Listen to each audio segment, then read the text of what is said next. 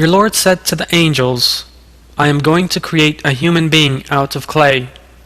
Surah Sad 71.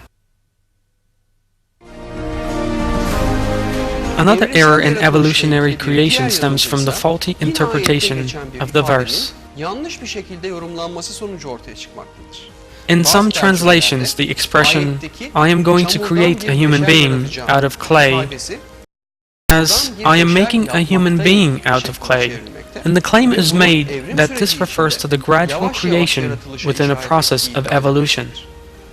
However, the original Arabic makes it clear that this is a purely subjective view and entirely contradictory. Inni khaliqun basharan min tinin. It means, I am he who created a human being out of clay. The verse says nothing in regards to the translation of, I am creating. In fact, the verse continues, when I have formed him and breathed my spirit into him, fall down in prostration to him. It is clear in this that the verb create here takes place in a single instant. Indeed, no Islamic scholar translates it as meaning, I am creating. For example, Imam al-Tabari translates the same verse as, I am going to create a human being out of clay, and provides this commentary. Your Lord once told angels, I am going to create a human being out of clay. When I create him, order his form, and breathe my spirit into him, you will prostrate before him. Those who defend evolutionary creation also cite the following verse to support their false thesis that human beings were created through a process. He who has created all things in the best possible way, he commenced the creation of man from clay. Surah As-Sajdah 7. According to these people's interpretation, the expression commenced the creation of man from clay refers to a process, in other words, an evolutionary process. But no evolutionary process is actually being referred to here at all. As we have emphasized through God's creation out of nothing is described in detail in many verses, none of which means things were created through a process of evolution. These, like other interpretations, are mere forcing of the words, and when the Qur'an is considered as a whole, it can immediately be seen that there is no foundation to them. God's constant creation of every detail in the universe does not imply evolution. Omar Nasuhi Bilman interprets the verse to mean, He created the Prophet Adam from earth, and Imam al-Tabari as, He commenced the creation of Adam from clay. Some terms in Surah Al-Infitar are interpreted by the proponents of evolutionary creation as referring to an evolutionary process. O man, what has deluded you in respect of your noble Lord? He who created you and formed you, and proportioned you and assembled you in whatever way He willed.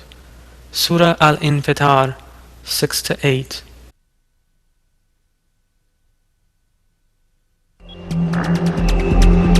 Yet, it would be forcing the verse's meaning to say that they refer to an evolutionary process. This is because these verses human development in the mother's womb, described in the verses we have been examining since the beginning of this film. In fact, Hamdi Yazir of al-Mali interprets the verse as follows. Your Lord created you. It is clear that creation here means bringing into being prior to ordering the body and the organs, giving measure, form, and bringing the parts together. For also existence, the essence of every blessing, is the most important divine favor and kindness. He then ordered your body and organs. It is stated that He created you from dust, then from a drop of sperm, then formed you as a man. Surah Al-Kahf 7. And as in many other verses, that man was brought to the stage at which he could have the soul breathed into him in stages. He ordered your body, organs, and powers, and gave you harmony and moderation. There are two interpretations here, one originating from adl and the other from ta'dil. Since they both mean balancing and normalizing, several interpretations have been made stating that the creation in order has been made perfect. According to the account by Muqatil, the expression in Surah Al-Qiyamah that we are able to reshape his fingers means that the body is well proportioned and orderly, as the matching and details of the twin organs such as the eye, ears, hands, and feet is known from anatomy. Omar Nasuhi Belman interprets the verse in these terms. Yes, your Lord who created you gave you form from nothingness, then shaped you, gave you sound and perfect organs, and proportioned you. He proportioned your organs with a pleasing beauty and natural disposition. Imam al-Tabari states that the verse 7 of Surah Al-Infitar refers to being created within an order. O man, the Lord who created that created you in a healthy, ordered, and correct form. In other words, He created a complete human being with ordered height, sound dimensions, and in the best possible form and appearance. God produced you with the beauty or ugliness He saw fit. As can be seen from these statements, the verses are clear.